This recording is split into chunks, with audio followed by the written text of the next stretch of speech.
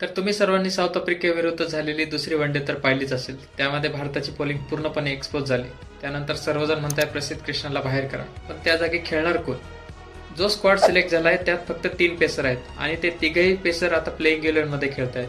त्यात हर्षित राणा, अर्षदीप सिंग आणि प्रसिद्ध कृष्णा आहेत आणि बॅकअपला म्हणायचं झालं तर फक्त नितीश कुमार रेड्डी आहे. जो नितीश कुमार रेड्डी टेस्ट मॅचच्या 150 ओव्हरपैकी फक्त 6 ओव्हर टाकू शकतो, त्याला तुम्ही कसं काय बॅकअप बॉलर म्हणून घेऊ शकतात? असा कसा स्क्वॉड सिलेक्ट केलाय ज्यात एकही बॅकअप स्पेसर नाही आणि 3 विकेट किपर घेऊन ठेवलेत?